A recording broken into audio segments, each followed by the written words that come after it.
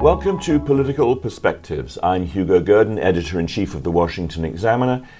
I'm joined today by Jim Antle, who is the Executive Editor of the print magazine. And Jim, I want to get your thoughts today primarily on what seems to me an unusual focus in the presidential race, where on the venues that the candidates are choosing. They each accuse each other of being cowardly, fearful, not wanting to, they're running, but they're also hiding.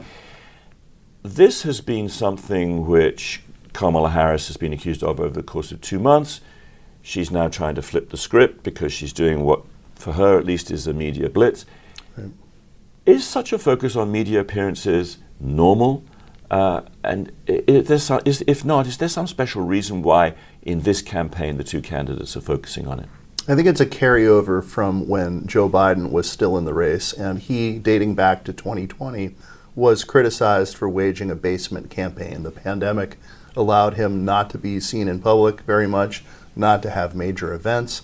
And so since he's been replaced at the top of the ticket, there's been this discussion of whether he was being concealed because of his state, because of his age, because of his mental faculties. Harris, though, since she's taken over, has been very cautious about her approach to the media until very late in the campaign, in the final weeks. Now, her supporters say that she was saving the best for last, saving it for when people are paying the most attention.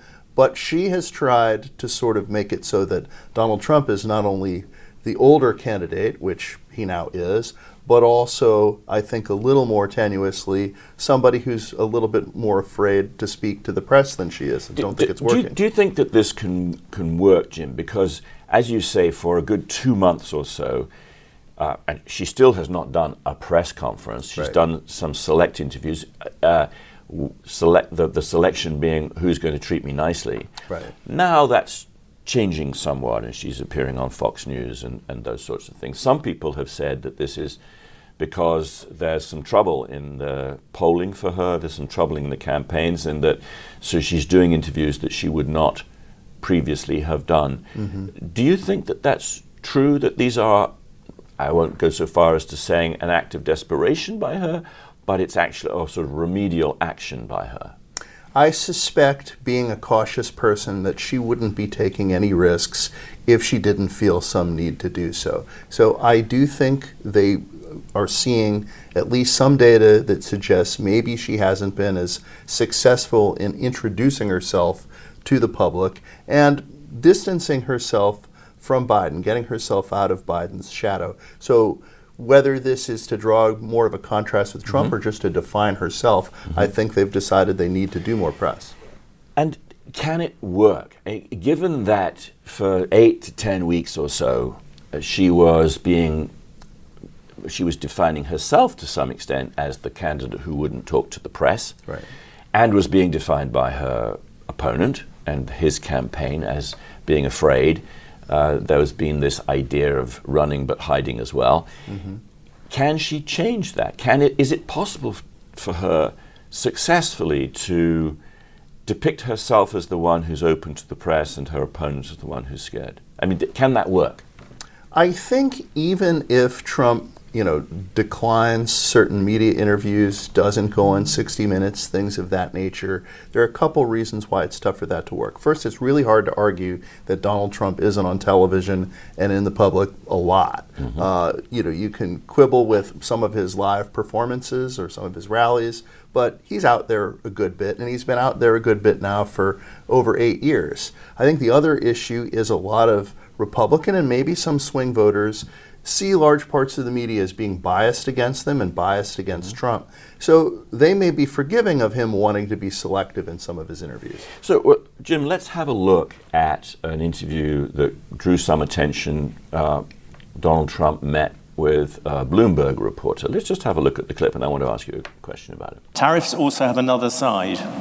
Isn't that something that you have to acknowledge? No. You could be plunging America into the biggest trade war since Smoot-Hawley. But there are no tariffs. You're going to stop. There are tariffs already at the moment. There are no tariffs. All you have to do is build your plant in the United States, and you don't have any tariffs. Let me just let me Give tell me you. an I know example. how committed you are to this, and it must be hard for you to spend 25 years talking about tariffs as being negative, and then have somebody explain to you that you're totally wrong.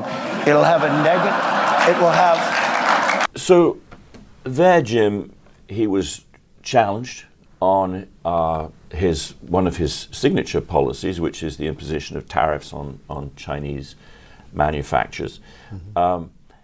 And the Bloomberg reporter said, that although this can help in some small ways and in the short term, ultimately it's bad for the economy. Trump immediately came back and said, it must be tough for you, having reported for these decades and always been wrong on this. And Right. This didn't seem like a candidate who was afraid to go to places where he would be challenged on his policies, did it? No, I don't think so at all. Trump has done much more adversarial interviews than Kamala Harris has ever done. He does get a certain amount of satisfaction and even some political benefit out of mixing it up with the media. He does clearly like to have a live audience for these kinds of confrontations. It's one of the reasons why that was a sticking point in the debate negotiations with Biden and Harris later. So he knows he can sometimes use the audience to his advantage, but I think it is an example of why it's going to be really hard to portray Trump as scared. Well, let's just to go a little deeper on this subject of enjoying confrontation. There is reporting that a substantial portion of the electorate is still undecided. I think I heard up to 20%, although I think I'm a little skeptical about that. But that those people who say that they are still undecided emphasize the importance of the tone of the two candidates rather than policy differences. So Donald Trump has had a lot of difficulty, or at least he has made produced a lot of critics and opponents because of his tone.